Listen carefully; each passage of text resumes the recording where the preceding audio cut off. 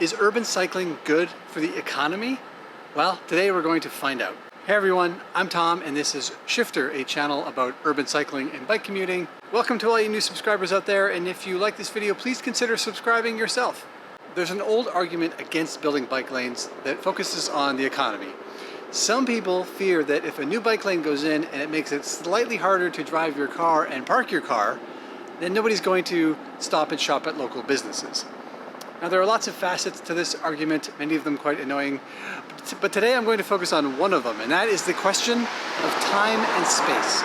So today I'm going to do a kind of test to see if it's faster and easier to shop at local businesses on your bike or in a car. Here's the scenario I'm imagining. I'm going to start here and pretend I work in this area. I'm going to head to a destination about 5 or 6 kilometers from here, and on the way I'm going to stop at 3 different places and pick up supplies for a dinner party that I'm imagining I'm hosting tonight. I'm going to go to the bakery, to the grocery store, and to the brewery to pick up some essentials. I'm going to time the route on my bike and time it in the car, and we'll see which one is both faster and more efficient and easier. Make sense? All right, let's go. To capture this, I'm going to wear a camera the whole time while the timer's running. I've got my Zuckerberg hoodie on today because when I go into the businesses, I'm probably going to zip up to cover up the camera because recording a shop visit is weird and creepy. And just a note, we are one day into a new work from home order because of the 4th wave of the COVID pandemic, so things are pretty quiet downtown. That may affect things in the big scheme of things, like the speed and efficiency, but it's probably going to be equal to a bike and a car, so I'm going to go with it anyway. Okay, let's get started. GoPro, start recording.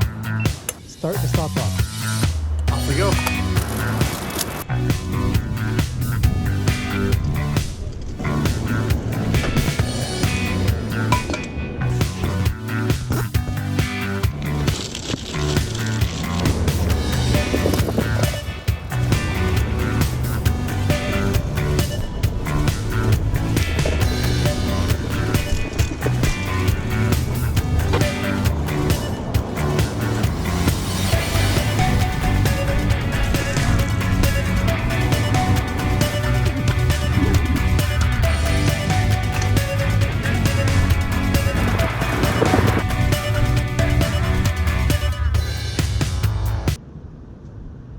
Okay, we made it. Final time was 28 minutes, 45 seconds. Interesting. It went pretty smoothly.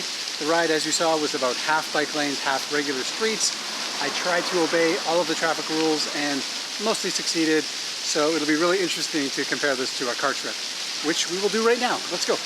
Okay, I've got my hands on a car and we're going to retrace the route. Stopwatch ready, set, let's go.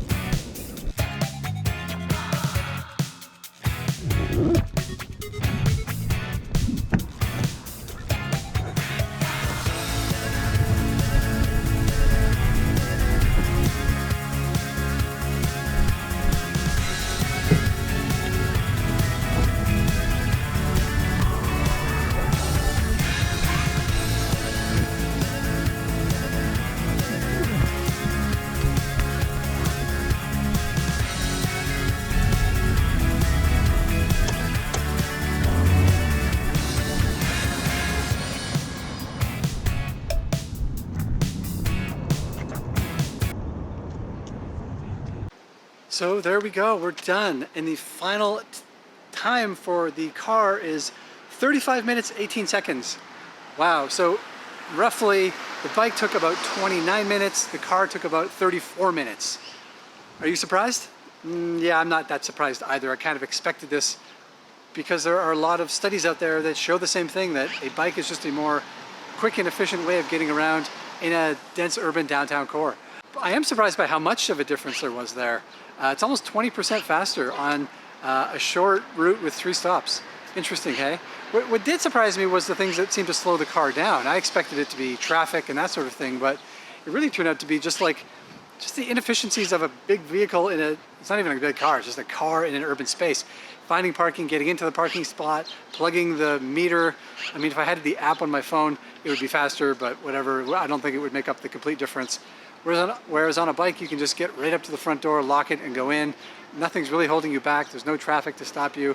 So it's really interesting. You know, I knew this intellectually, I thought this was going to happen, but to actually live it is a really interesting experience. And I think what I'm taking away from this really is just, you know, a renewal of this idea that in a downtown area, a single passenger vehicle is just not the most efficient way of getting around. I mean, it doesn't make a lot of sense.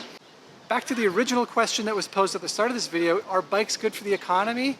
Well, I would think this does also support some of the studies that have shown that yes, bikes definitely are good for the economy because it's easier to shop when you're on a bike. So here's an example. 10 years ago in Vancouver, there was a bike lane proposal that was really vehemently opposed by Downtown Business Association. But the bike lane went in, and then when the next proposal came up, the business district was actually in favor of bike lanes, and now they're actually urging the creation of more bike lanes. They found it was good for business. I think what we've seen is in lots of downtown spaces, a lot of business owners overestimate how many people arrive by car.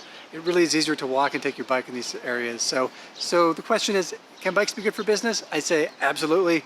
This was just another sort of practical example of that. Anyway, hope that was interesting to you, and thanks for watching. I'll see you next time.